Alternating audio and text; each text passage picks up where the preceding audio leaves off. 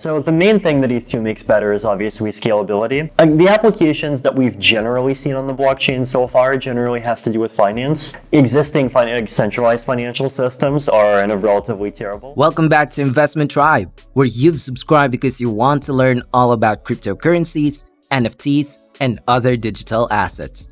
Don't forget to leave us a thumbs up and enable the notifications so you'll be alerted whenever we post a new video. And if you have any questions or recommendations, please share them in the comment section below. We've talked about different networks in the channel like Solana and Polkadot, but we don't really have a video specifically talking about Ethereum, and that's going to change right now. Today we will talk about Ethereum and its much anticipated sequel, Ethereum 2.0. Even if you're not really involved with cryptocurrency, chances are you've still heard of Ethereum.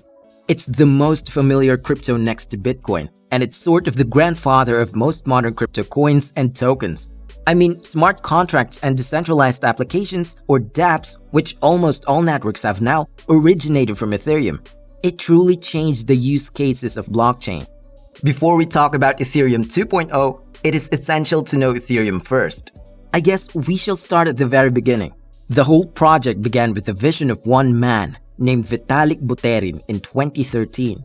He saw the full potential of the functionality of the blockchain, but VITALIK was not alone in the development of Ethereum. He needed the help of several people, but usually the credit of co-founding Ethereum and its foundation belonged to VITALIK and Gavin Wood, the guy which went on to spearhead another network called the Polkadot. The mainnet was then released in July 2015. Not long after that, people quickly embraced this new project, leading to it reaching the number 2 spot in terms of market cap. Next to Bitcoin, of course, and it pretty much stayed there until today. Now there are tons of games, decentralized exchanges, and finance apps that are backed by Ethereum, as well as tokens that acquire its blockchain. Ethereum remained at the top even though several competitors challenged to change the tides. If we're talking about smart contract blockchains, other names became popular within the last few years, like EOS, Cardano, Algorand, Tron, and many others. And these projects almost always have a similar goal, to improve upon Ethereum's limitations and shortcomings. Despite all of this, Ethereum remains supreme. It is estimated that almost 50% of the top 100 tokens right now are backed by the Ethereum network. So let's talk about these shortcomings of Ethereum. One of the biggest problems that still plague the network is its limited scalability. It was rather an unforeseen problem. Maybe they never assessed this problem coming to fruition. That's why they never did something about it while it's still in its development stage. And the funniest thing was that this problem was exposed by kitties. Yes, you've heard it right. I'm talking about specifically the CryptoKitties. In 2017, the infamous game was released where it let users collect and trade digital kittens. Since it's cats on the internet, the game was an expected hit. This resulted in many transactions congesting the blockchain, which then resulted in most transactions being cancelled. But if yours somehow came in, you will be charged with a high transaction fee anyway. So it truly is problematic at the time. The game required that every action, it must go through the blockchain first, but the Ethereum network can only handle 15 transactions per second. So you do the math. With thousands of kitties being born, sold, and traded every second, congestion will surely happen. CryptoKitties declined in popularity not long after, but there are still other industries that can easily clog the blockchain. One of these is the Ethereum DeFi, or decentralized finance. It's an umbrella term for dApps that offer traditional banking products to the blockchain without really needing the help of traditional banks. One of the most popular transactions here is lending and borrowing.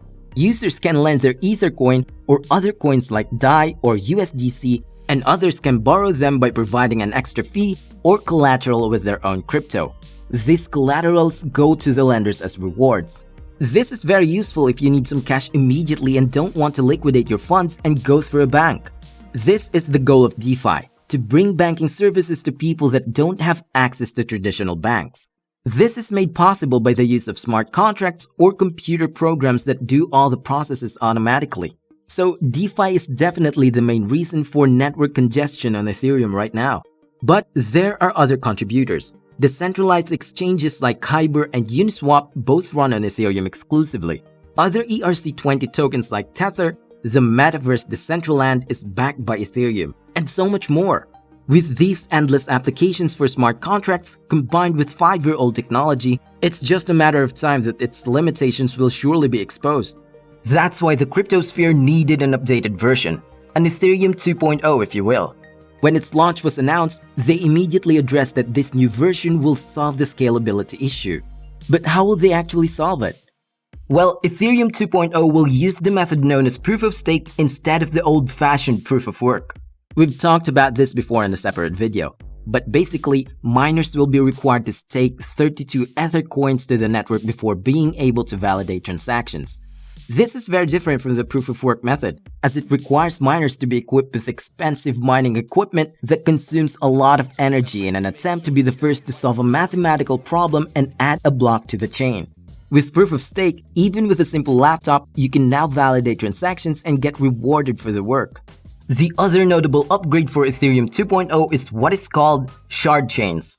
In each network, there will be a central part called the beacon chain, and running parallel with it are these individual blockchains. So these shard chains divide the load of the transactions to be validated and new blocks to be added, while the beacon will serve as the supervisor. Check all the shards and make sure they are all updated with the latest data. Also, each node in the shard will only know their own transaction history, as they do not need to download other histories of the network. This will increase the transactions that can be handled by the network per second and will solve the scalability problem of Ethereum. So, where are we right now with Ethereum 2.0? Let's look at the timeline of events. It is expected to be released little by little, in 3 phases to be exact. The first phase, weirdly named Phase 0, happened around the end of 2020, but as early as August, one beacon chain called Medallia was launched. This beacon chain was limited at first, just to test the waters and check for bugs. It was standalone, meaning no shard chains yet. The main purpose was just to register validators and coordinate everyone's stake Ethereum. Then Phase 1 commenced in 2021. It was subdivided into 2 parts. The first one was where they debuted the shard chains. They can validate transactions at that point, but there was no support for accounts and smart contracts yet. Again, so as not to overload the system and check for potential bugs. The second part of Phase 1, called Phase 1.5, was where the current mainnet of Ethereum became a shard and the full implementation of the proof of stake happened. And for the final phase, Phase 2 is exposed to occur this year. The shard chains will have their full capabilities, will be able to process smart contracts, and will be able to talk with each other. Developers will be given the ability to design shard chains to their liking. No exact dates for this phase, but we will surely update you when the time happens. So, what do you think of Ethereum 2.0? Let us know in the comments down below. It's sure fun to see that the Ethereum team is not resting on their laurels and continue to improve the project even though they are still at the top of the list. With the new and improved version, it can now solve Ethereum's biggest problem that continues to plague even to this day. We will surely watch out for the upcoming projects within the network, new smart contracts, and dApps, now that it can handle much more transactions in a second. Will Ethereum 2.0 save the project from the critics and doubters? We shall wait and see. What do you think? Be sure to let me know in the comment section down below. Well, that's all for now. This is Investment Tribe. See you again tomorrow. Keep in mind to like, share, and subscribe.